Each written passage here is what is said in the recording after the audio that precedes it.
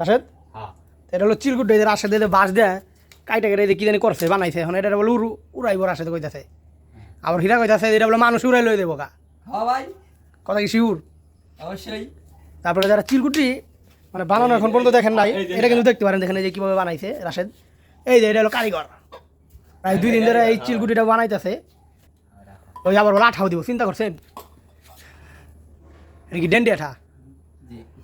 শেষমেশ কিন্তু রাশেদ এই চিলকুটিটা বানিয়ে ফেললো, আপনারা দেখতেছেন যে এটার পরিপূর্ণ রূপ হয়ে গেছে। হয় নাই একটু বাকি আছে, তার ওই ল্যান্ডার কাটাটা লাগাইতে হইব আর কিছু এই বাজনা লাগাইতে হইব, তাই এটা কমপ্লিট আর বাদ বানবো।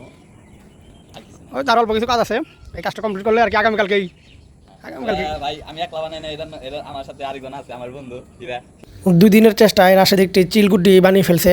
তো আমরা তো দিন বাতাসের জন্য উড়াইতে পারি নাই, আজকে যেহেতু প্রচণ্ড বাতাস আছে সেজন্য আমরা ভাবলাম যে আজকে হয়তো এই গুটিটা ওড়ানোর সঠিক সময়, সেজন্য আমরা ওড়ানোর প্রস্তুতি নিতেছি।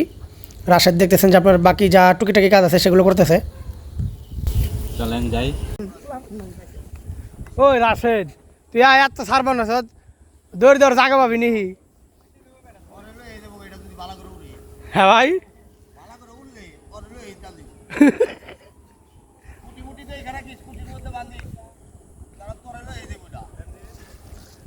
ওই রাখ এই ওই ওই কিরে বাড্ডু বান্ধা নাই, বাড্ডু বান্ধা নাই,